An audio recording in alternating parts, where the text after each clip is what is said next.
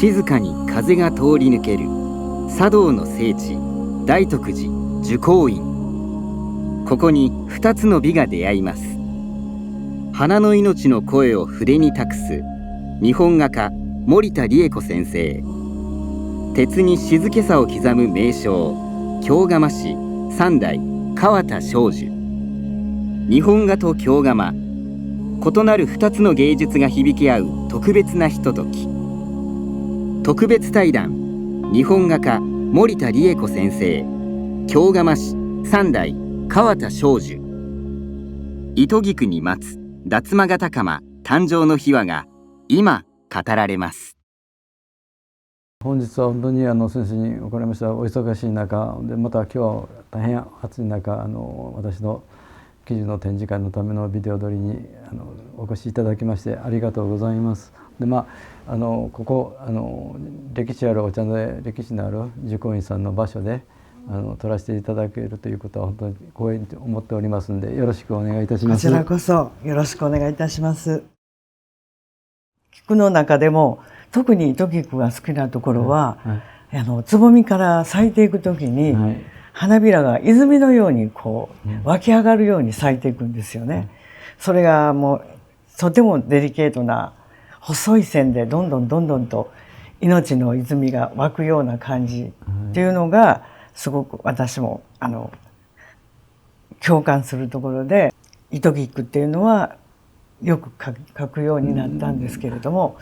今まで下絵とかいろんな文字とか入れるヘラではもう全然書けないんで、それ専用にやっぱりちょっと工夫してみて、で特に今おっしゃったように泉が湧くようにって中心になるほど細かくきれいに書いてあったので、それを表現するのに真ん中の中心部が大変苦労したところなんですけど、なんとか形になって、見ていただけるようになって安心しておるんですけども。最初に先生とにお届けさせていただいた時に、窯を見ていただいて、いかがでしたか？どんな感じになるかもちょっと想像がつかなかったんですけれども、実際の窯を見せていただいた時に私のこの菊の花がすごく立体的に丸くだるまの形の窯に収まっておりました。それとすごいなと思ったのはこの細い線をヘラで描かれたと思うんですけど、目型に。で手前の方の花びらをどのように表現されるのかと思ったら、かなり思い切ってボリュームのある手前に浮き出たように表現されてるんですよね。それと中心に行くほどの細かいところもすごく立体的に、レリーフのように作られているのがすごく驚いたことです。ありがとうございます。さすがにね、長年の、ベテランのその技巧というか、それと手前に出てる花びらへの情熱のようなものをひしひしと感じさせていただきました。とにかくすごくいい下絵を頂戴したので、なんとかいい作品にと思っていろいろ工夫してみましたんです。ありがとうございます。菊の図柄を押してヘラ押しするにあたって、外の弁から押すのか中の弁から押すのかで相当迷って、一度最初は外のからスタートしたらなかなか中がうまくいかなくて、で結局中のその細かい部分からでそれをそれぞれ押せるで、中が特にいろんな形の細かいのがあって、それを一つ一つ自分でこれこしらえて順番にヘラを変えながら、で外の弁は曲がったとこだけを入れてあとつないで入れるというような形で表現させていただいたんですけども。ありがとうございます。それから窯には裏と表があるんですよね。で裏のところに松ということで、先生のお名前、三代庄司様のお名前にちなんで松を描かせていただきました。私が描かせていただいたのは地面に落ちた松笠から新しい若い松が命をつないで大きく大空に葉っぱを伸ばしているような松の緑っていうぐらいですから、常緑の青っていうのは、生命でもあるし不滅の意味もありますから、そういうめでたい小道着にはぴったりの題材だなと思って描かせていただきました。ありがとうございます。大体松自体の図柄は古来からずっと、若松からいろんな老木までございますけど、松笠からっていうのはね初めて拝見させていただきまして、なかなかいい作品になればと思ってさせていただきました。それと缶付きとつまみの部分のこのデリケートなお花や竹、それをこの作品の中に、一つの作品の中に入れて庄司様のワールドを作ってる、素晴らしいなと思います。ありがとうございます。でコンパクトな形ですごく可愛いですね。使い勝手のいい形でもあるんで、私も一ついただいております。ぜひご愛用いただければ本当に光栄でございます。ありがとうございます。松はね、やっぱり常盤の緑、そうですね、永遠の輝き、緑、みずみずしさということですし、で菊はまた長寿の意味でもありますし、皇室の門でもありますよね。そうですよね。で菊っていうのは当て字として喜ぶ久しいとも書くんですよね。ですからこの度の喜寿のお祝いにはまたとない素晴らしい記念になったと、私も心からお喜び申し上げます。ありがとうございます。本当にもうありがとうございました。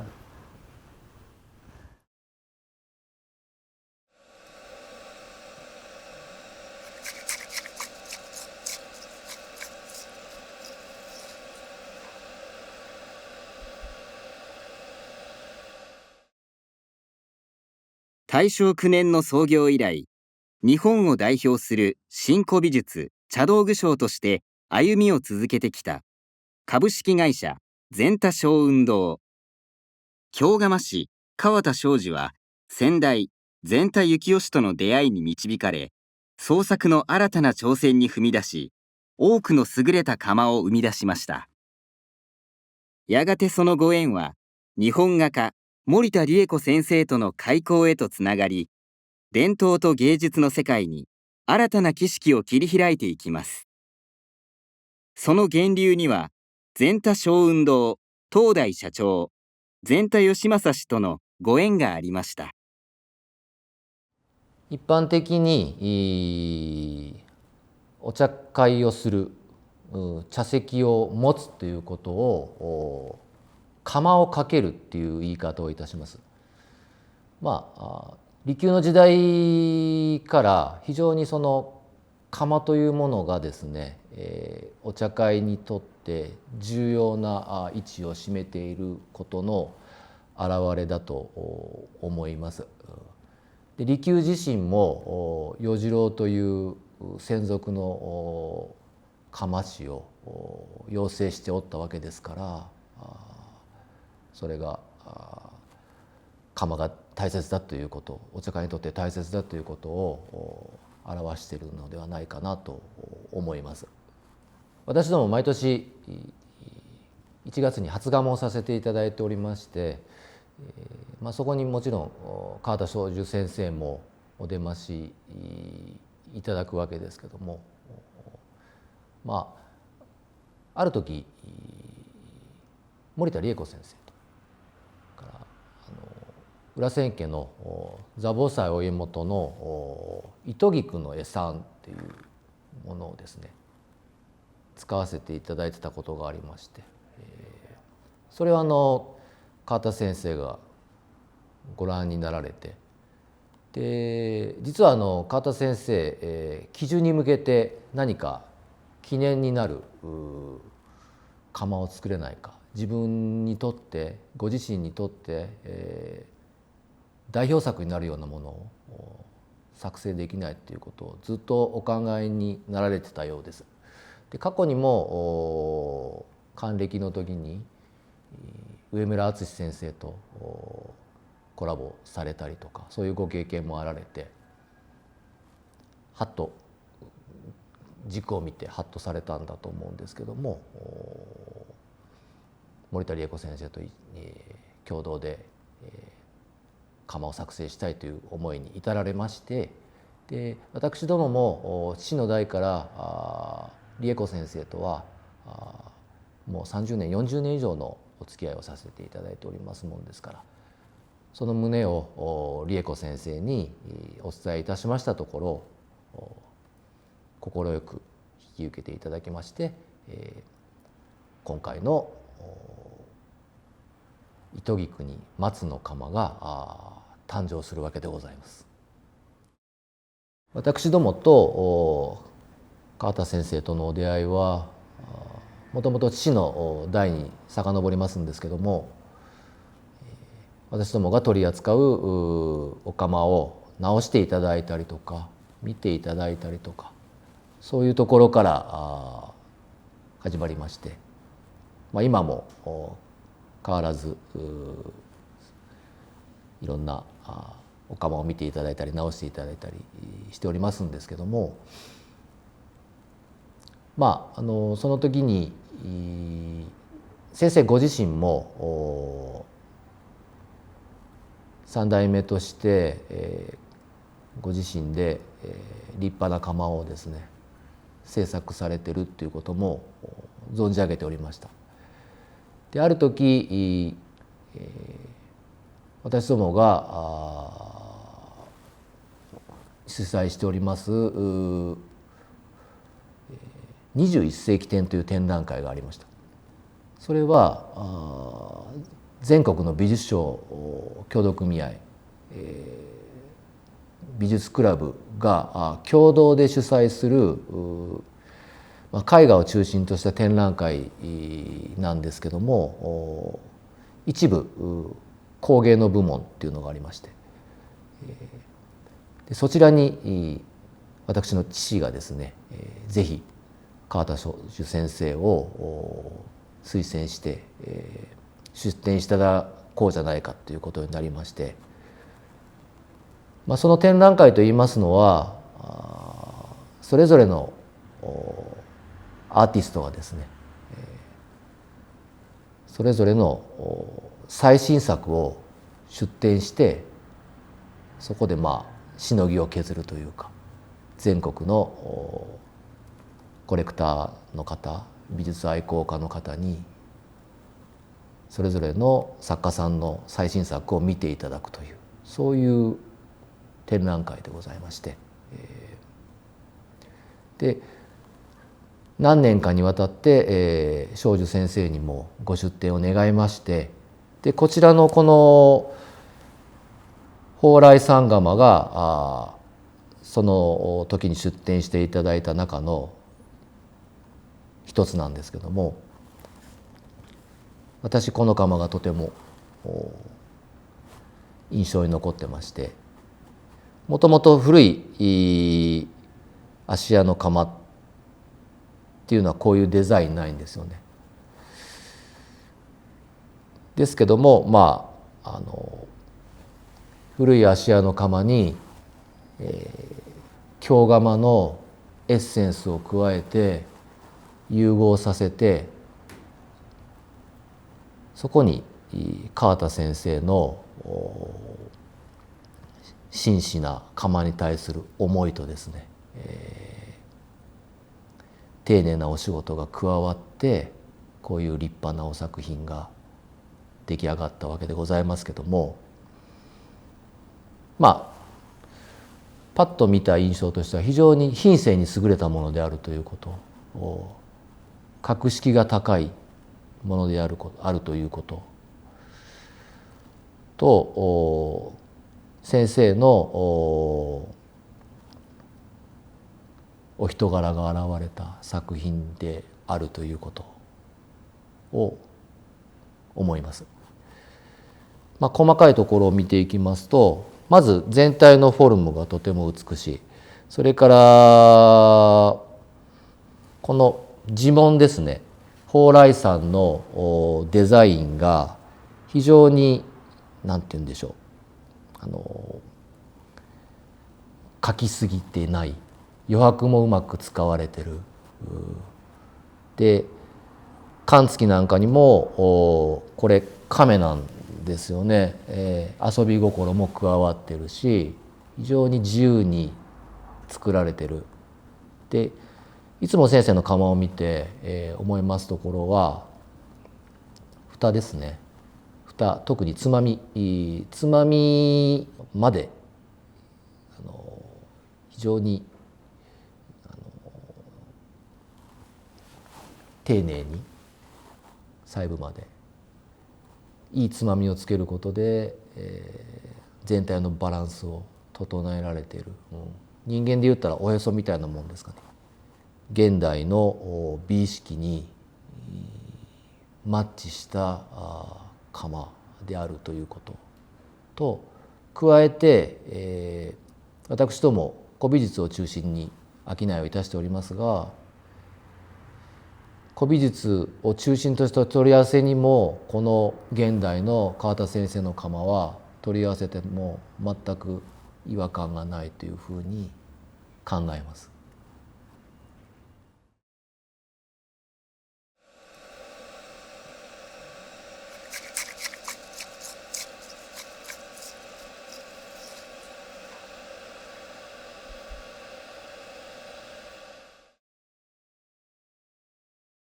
京都の祇園、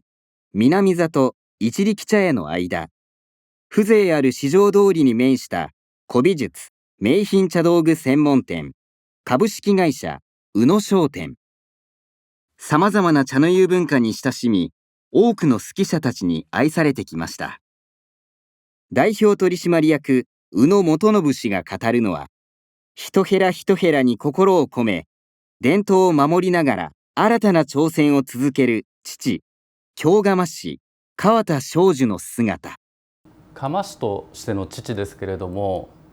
すごくやっぱり真面目です。作品に向かう態度っていうのは本当に頭が下がるほど真面目です。それと労を惜しまない、非常に面倒くさいとか大変だとかいうことを窯に対しては言わない人です。もう最後の最後までやり抜くというような精神を持った人だと思います。日本で窯の産地っていろいろあると思うんですけれども、芦屋窯というのはやはり筑前芦屋っていうのを最高峰として昔から茶人に好まれている。もちろん姿がすごく綺麗なのももちろんですけれども、そこに描かれてる模様ですね、その地紋と言われるものが非常に美しいです。窯っていうのはお湯を沸かすただの道具と見るのか美術品だと思って見るのかで全然見方が違うんですけれども、芦屋窯っていうのはその地紋に非常に美術的な美しさを秘めた窯です。あとあられっていうのもう一つ模様でなくてその造形の中に入る肌的なもの、鉄の良さっていうのもありますけど、あられっていうのもちょっと足は丸いんですね。その丸いんですけど柔らかさを保ちながら鉄のようであって鉄のようでない、なんか表情豊かなところがおそらく芦屋窯というのの魅力だと思います。おそらくそれを皆さんずっと憧れてたもんですから、近年の作者までずっとこの芦屋に挑むっていうことをしながら窯を作ってこられてるんだと思います。まず形の美しさ、芦屋窯のこの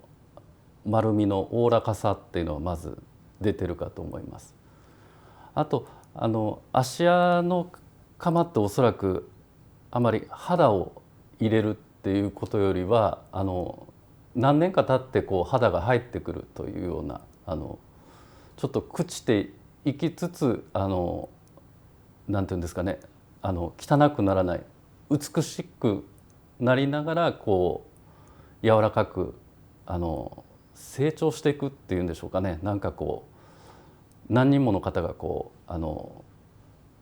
育てていくっていうのが肌の良さにつながると思うんですけど、父の場合この肌っていうのが非常に美しいと思います、私は。あとですね、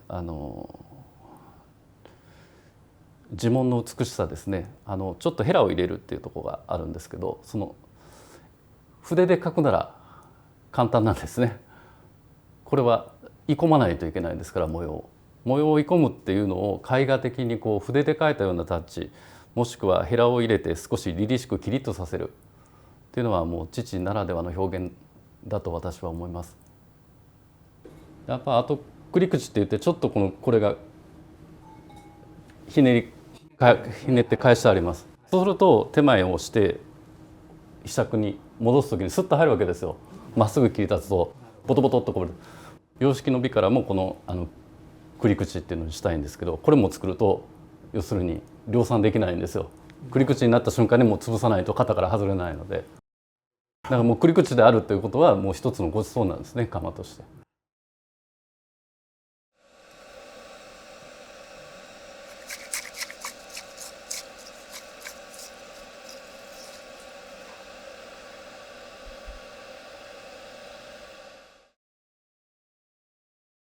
名古屋の老舗茶道具商、長坂智久氏は、庄司の長年の仕事を見つめてこられた方です。今回は美術商赤坂祐介氏のご厚意により、自ら師と仰ぐ長坂氏に父庄司の茶釜の魅力を語っていただく貴重な機会が実現しました。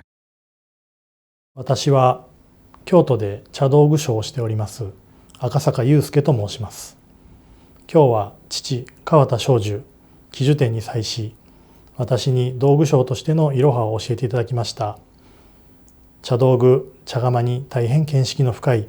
長坂智久様を紹介させていただきます。川田さんとはいつ頃かは分かりませんが、ずいぶん長い間ご好意をいただいておりまして、最初のお付き合いは釜底の修理を訪ねてなかなか人に教えてもらえなかったもんですから、もうなんとかかんとか訪ねていって釜底をお願いして、それからずっとですが、その途中で川田さんのですね、修理のやってる現場の写真を見せていただいて、もう目から鱗でしてね、こんなに窯を丁寧に見ながら修理してる古いの芦屋の窯、特に芦屋天明をやってるんで、特に鉄を舐めておるぐらい、真剣に取り組んでやられるって言って、この人にものを聞けば一番よくわかるなという、そういう感触を得ましてね、それからずっとご一緒にいろいろ聞いたり、よく聞いていろいろなことを教わったりしまして、赤坂君はその間に、川田さんのお嬢さんをお嫁にされたもんですからね、それから特に親しくなって、いろんなことを窯の話を聞いたり、それから新しい窯を作るところを、自分なりも研究して、こんだけの窯を作れるのは、近世にはいないだろうと、それで、特に作り方は少しは、素人ですから分かりませんけどね、なんて言いますかね、この作り方どうやってやるのかなって自分で思いながら、それから古い窯を見てて、名人と言われる人の窯を見てると、これは難しそうだなと、それをもうそれ以上に制作されている姿を見て、とにかくこの人が古い窯の鑑定とかそういうものに意見を聞いたのが一番早いなと、それで随分ビジネスには役に立ちまして、もう窯の技術は鉄の芸術でですね、日本と言わず世界で武器を除いたらね、今残ってるのは窯だけなんです。平和なものでは窯しかない。刀は残ってますよ。元古いやつが残ってある。だけどそれ以外はもう窯しかないんですから、それをね今日までずっと伝えて、特に古いものを研究してそれを再現したり、また自分で、新しく、制作したり、今回のように全く新しい、森田先生のものを新しく作られて難しかろうと思いますけどね、もう真剣に取り組んでね、ここまでよくおやりになっているのを感服してまして、今回の展覧会が、盛大に終わると、大変嬉しいし、私も期待をしております。でこの窯なんかはですね、有名な芦屋の窯では最高級の窯に本家があるんです。でこんだけ大きい窯っていうのは当時は上下切り合わせというやり方ですから、かなり大きな風呂で広間でやってたんです。でこれはその中でももっと大きくて炉の中に入りづらいぐらい大きいんですよ。でこんだけ大きい窯っていうものは、我々の考えから言うと、古い、利休さんが、考案した一尺の中へ入らないやつもたくさんあります。でこれももう非常に炉炭をね怪我さしちゃうぐらい大きいってことは非常に古いんですよ。写し物っていうのは本家をそのまま型で砂型でボションとやるやつが多いんですけど、これはおそらく全部型も引いて、それで何て言いますかね、それをヘラ押し、ヘラっていうのは難しいと思いますが、ちょっと置いと深くなっちゃうし、浅ければ文様が出てこないし、それを巧みに使用しながら、このヘラも一つずつおそらく松のヘラとか幹のヘラは自身で作られたものでね、やってられるね、超絶技巧っていうのはこのことだなと。それから窯はですね、この窯も口がちょっと外へ反ってるんですけどね、この反り具合もなかなか難しいと思うんですよ。この反ってるだけで私の素人的に考えてもちょっと反ってるだけでは型抜きが難しい。それから勘付きは鬼面っていうのは鬼ですけども、それも古い窯はほとんどね、本当に怒った顔ばっかりしてる。でそれもおそらくこれもこういうところでバリってこう先っちょが出ちゃうんですけど、それをグラインダー、今はグラインダーでジャーってやっちまえばいいんだけど、これなんかはおそらく毛下げってきれいに切って、それでまた砥石で研いで、もう大変な作業だったと思いますね。それを見事に、本家があったと言いながら見事に再現をしておられるというのは大した腕前ですね。3代目として生まれ、幼い頃より先代の仕事を見ながら育ち、窯師の仕事を継ぐことに重荷だと感じたことはありませんでした。むしろ先代先々代が築いてくれた技術の上に自分のなりの何かを積み重ねていけることに感謝しています。窯作りは孤独な作業です。でも完成した窯が茶席で使われ、多くの方にいい音しますね、美しい窯ですねと言っていただけたとき、すべてが報われた気がします。茶の湯は総合芸術です。私の窯もその一部として皆様の心に残る何かを提供できればと願っております。喜寿を迎えた今、この記念すべき個展でどんな窯で皆様をお迎えしようと考えてきましたが、森田理恵子先生との出会いがあって、菊と松という日本人が古来から愛していた長寿や吉祥を持ち合わせたモチーフとした作品が出来上がりました。多くの皆様にご高覧いただきたく存じております。この度の喜寿典にあたりましては、大徳寺寿光院住職小野沢古道和尚、日本画家森田理恵子先生をはじめ、善太小雲堂様、宇野商店様、茶道具商長坂様、そして赤坂商店の皆様から温かいご支援とお力添えをいただきました。皆様のお心遣いに心より感謝申し上げますとともに、皆様のご厚情に心より御礼申し上げます。